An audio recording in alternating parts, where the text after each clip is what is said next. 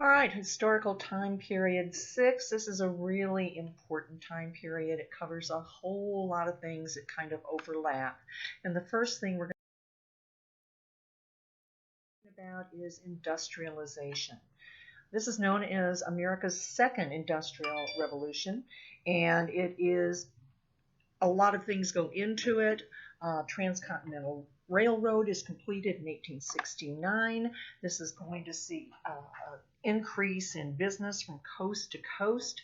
The railroads are our first major corporations, and then we're going to see the rise of the oil and the steel industries. Think of all those rails going across the nation that will be needed with the steel industry, and then, of course, with the advent of the automobile, that oil industry is going to rise to the top. So this is an industrial revolution. An industrial revolution is defined as a period of rapid development and growth of industry. You might remember textile industry kind of spurred on the first industrial revolution. This one is going to be a little bit different, a lot different actually, with different products and advance in transportation. So these are some of the things that contributed to the second industrial revolution, and one of the things that you need to remember is laissez-faire, or hands-off. In other words, the government of the United States basically put no restrictions on business growth. We're going to have new technology and inventions, abundant resources right here in the United States, a national market, immigrants coming in, providing a large labor supply, money that's going to be invested, and you'll see the rise of corporations and monopolies, and all of those things can happen because of this laissez-faire attitude of government. So right here in the United States, we didn't have to import much to spur on this industrial revolution.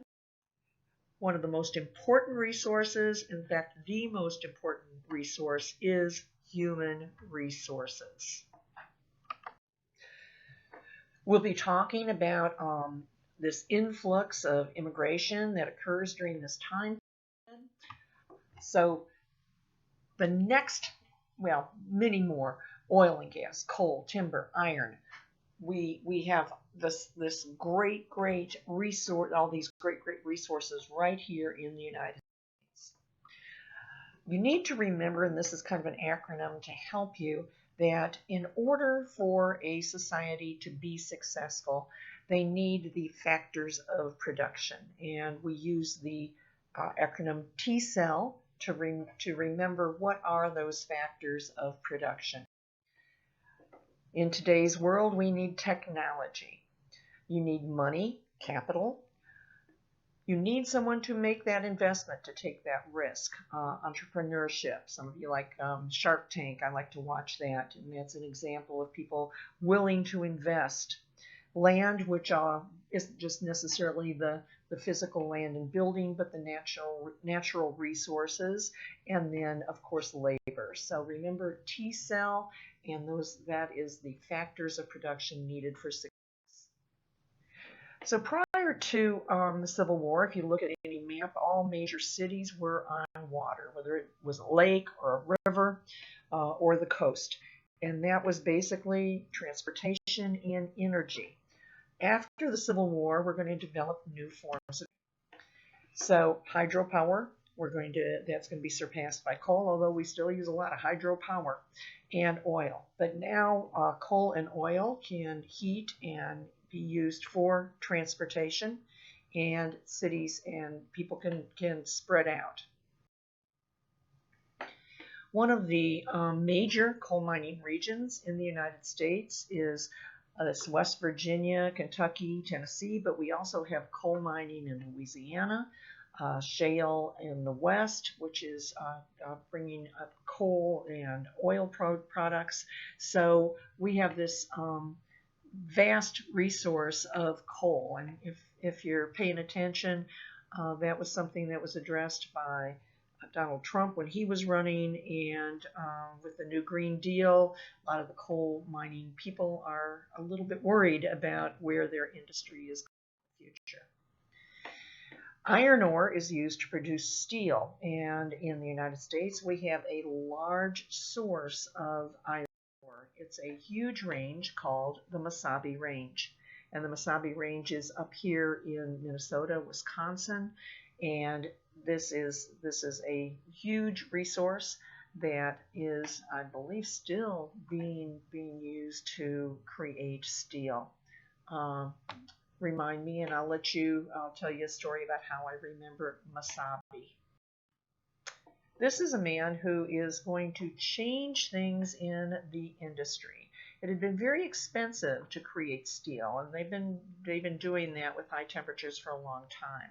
But this man, Henry Bessemer, is going to come up, and he does this. He cheats a little bit. There's a guy named Kelly in the United States. Bessemer is from England, who has also developed this process, and Bessemer kind of does the patent first. Okay, so it's going to be called the Bessemer process, and it is a process to convert iron ore into steel quickly and economically. And just think of all the things this is going to make possible. Tall buildings, bridges, railroad ties. So, just railroad rails. So this is coming like at the exact perfect time, and all it needs now is that capital and that entrepreneur. This is showing a factory converting this iron ore into steel, and you can see there's a lot of high heat going on. This is going to be intensive labor, and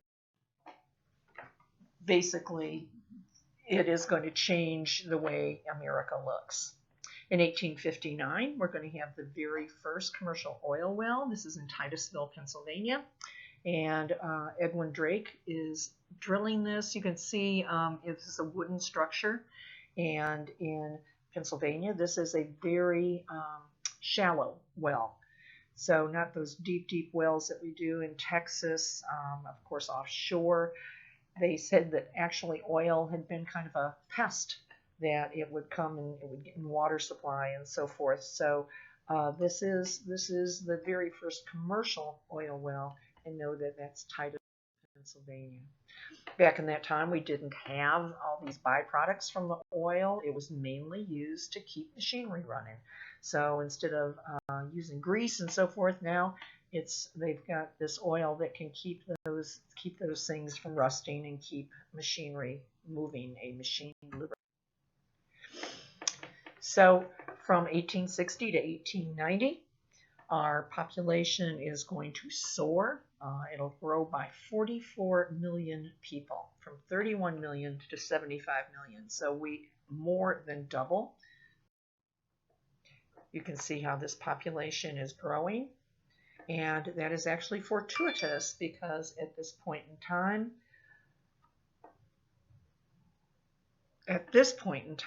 more and more factories are being built and more labor is needed. So our labor force will quadruple in size. These are some terms you need to know. The labor that we're looking at now in these factories are mostly unskilled factory workers. These folks were expected to work long hours, sometimes as many as 10 and 12 hours a day, 6 days a week, and there were no safety considerations, so sometimes those conditions were very, very dangerous. Also, in some instances, workers were expected to live in company towns. So these factories built company houses, and in order to get a job, you had to move into these company houses, which of course they took out of your pay. And then in some cases, people were paid with company money, and this company money was good at the company stores in company towns. So in other words, these different companies and factories kind of almost owned their workers. This is an example of some company housing. We've talked about shotgun houses before. You open the front door, you open the back door, you could shoot a gun straight through. It was basically one big room. However, people could move their family in, and then their wives and children actually could work at the factories as well.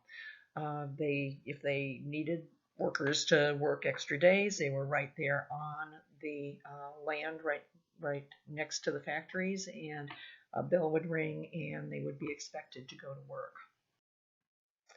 This is an example of some dormitories they would set up for single men and single women when it was canning time, when it was harvest time. And they would live in these dormitories and work in the canning factories. This is in Maine. And this is an example of scrip. So if you look at this, you can see this is money from Raccoon Coal Company. If that's where you work, that's how you would get paid. Indiana Iron Works. Pacific Coast Coal Company. So this is all example of money that you would get paid with. Now, if you wanted to quit and you would go in and say, okay, I need to turn in my Raccoon Coal Company money, you would not get, say you had $20 in Raccoon Coal Company, they might give you 10 in real money. Back during this time period, 1/4 of all children never went to school. Many of these children came in and went to work at the factories as young as 5 years old. They weren't paid as much as the adults, and the families needed the money. They worked in factories, they worked in textile mills, they worked in coal mines. So children were put to work, and they basically it was a very, very tough time for a lot of these kids. This is an example of textile mill, and the little gal in the middle, from what I understand, was about 12 years old, and you can see they're kind of covered with lint, and that gets into the lungs, and they have just finished probably a 12-hour shift. And this photographer, a guy named Lewis Hine, took a whole bunch of pictures of children at work and kids at work. And I actually have that book that I will share with y'all. And he wanted to expose the conditions. And these guys are called muckrakers. And they want to expose conditions that are going on to the public and hopefully affect change once people realize what kids are. So know Lewis Hine. He is a famous photographer of this time. We had Matthew Brady earlier with the Civil War and showing the horrors of war. Now you've got Lewis Hine, and he's going to be kind of exposing the working conditions.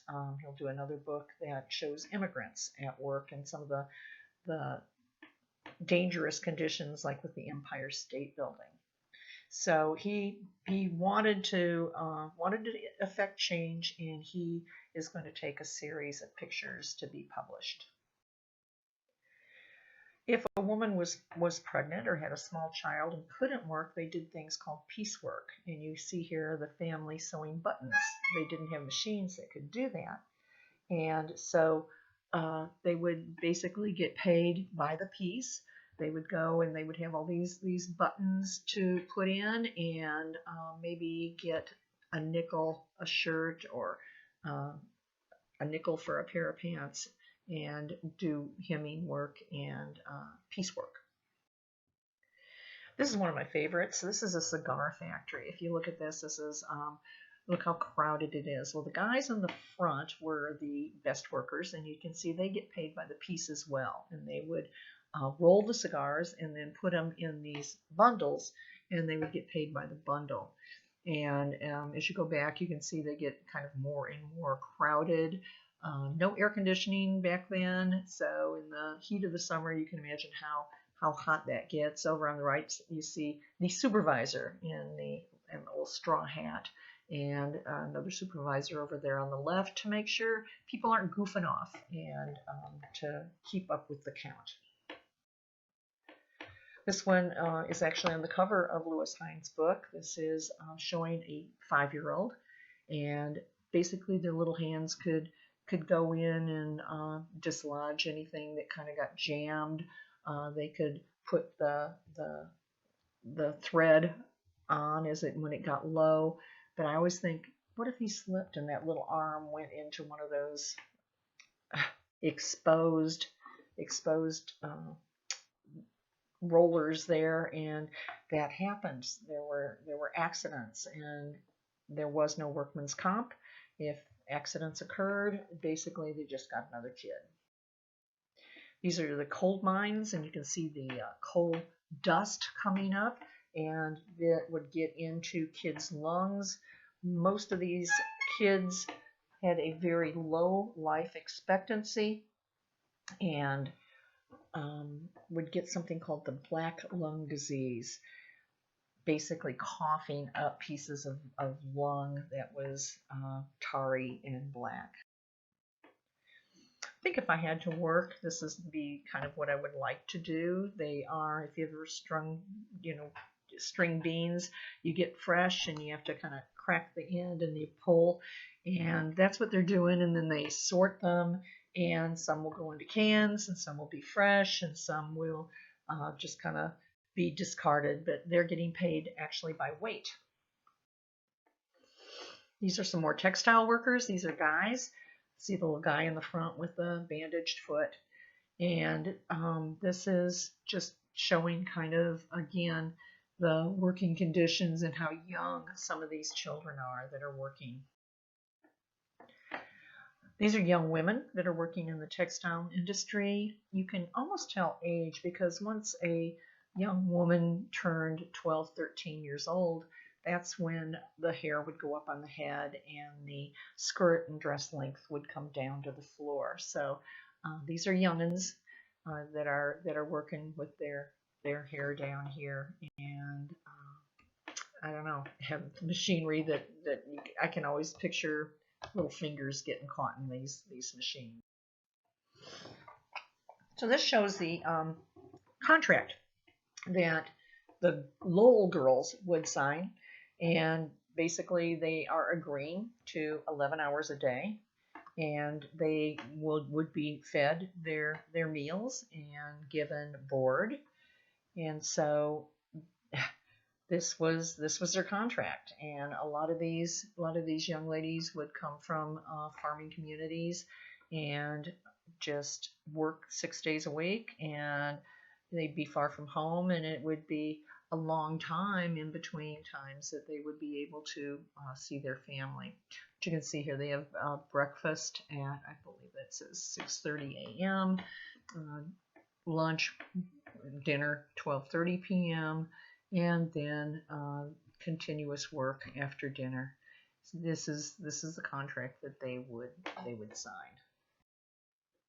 These are the Newsies, and they did a marvelous, wonderful musical called Newsies, and our own Jack Walker actually was in it. And these kids, they would get a good corner, and they would get paid by the newspaper. They would have to buy their stack of newspapers, say for 2 cents each, and then they could sell them for a nickel, so they'd get 3 cents a paper. And what happened is they raised the price that the kids had to buy, and they would not take any that weren't sold. And these guys were the first successful strike, and they actually struck in New York City. This is a little 5-year-old, and basically he's going to get paid by the piece again, and he'll be sorting shrimp as the shrimp boats come in. He would be picking and putting them by, that some of them are so little that they're kind of used for bait. Some of them the restaurants are going to buy. Some of them are going to be sold separately. So he's basically sizing them, and his day might start at 3:30 in the morning when the boats come in. These are your coal miners. They called them the breaker boys, and you can see that coal dust on their faces. Even though most of them would wear these scarves, they were still breathing in this coal dust. And I believe life expectancy was early 40s for these kids that continued to work in the mines as grown men. So what are they going to do? They're going to form some labor unions, and labor unions were difficult to organize because all these reasons. changing jobs, different languages. The unions themselves have different goals. Companies certainly didn't want them and could use strategies like lockouts. They would hire people to work around the union. They called those scabs. The public was not behind them. They perceived the unions as being anarchist and violent. And law enforcement sided with big business. And then they had people sign something called a yellow dog contract. And a yellow dog contract was, in order to get a job, employers forced workers to sign an agreement that they wouldn't join a union and wouldn't strike. And if you're called yellow dog, that usually means a coward, and this is why they call them yellow dog contracts to unions. A lot of these guys justified themselves, especially people like Andrew Carnegie, who had come over as a poor immigrant. And when the workers would complain, they'd say, hey, anybody can get rich if you just work hard enough. Look at me. When I got here, I had nothing. I worked hard, and now I'm rich. So this is called the myth of the self-made man. If you think about it, I know a lot of very hardworking people that are not rich.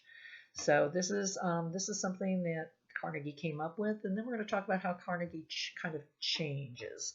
So this is the very beginning of the notes for industrialization and labor.